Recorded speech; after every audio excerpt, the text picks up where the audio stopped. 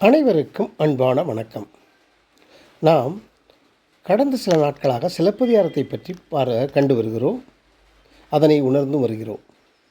அதில் 8வது காதையாகிய வேனிற்காதை பற்றி சிலவற்றை சிந்திப்போம்.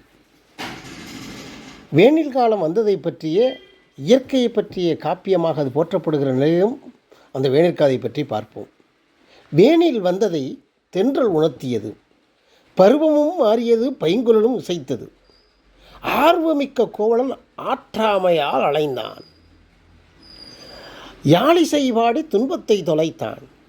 பகை நரம்பு அதிர்ந்தது, பண்ணும் மயங்கியது.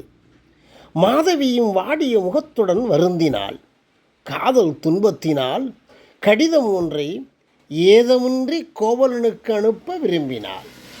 தாளை மடலில் பித்திகை அரும்பில் சாதுலிங்க குளம்பால் கவினுரு கடிதமாய் காதல் உணர்வை வசந்தமாலை மூலமாக கோவலனிடம் கொடுக்க வாங்க மறுத்து மாதவியின் செயலை பழித்து பேசி ஆடல் மகளின் அருங்கலை நடிப்பே என இழிந்த சொற்களால் இடித்துரைத்தான். பழித்த கோவலனை பதுமையாய் நின்று மாலை வாராராயினும் காலை வருவார், மாலை வாராராயினும் காலை வருவார் என்று கூறி படுக்கையில் விழுந்தால் பதறினாள். துன்பத்தால் துவண்டு செயலற்று கிடந்தாள். துன்பத்தால் துவண்டு செயலற்று கிடந்தாள். நம்பிக்கை தளராது நன்னறியில் நின்றாள். இது வேனிற்காதையின் சுருக்கப் பகுதி.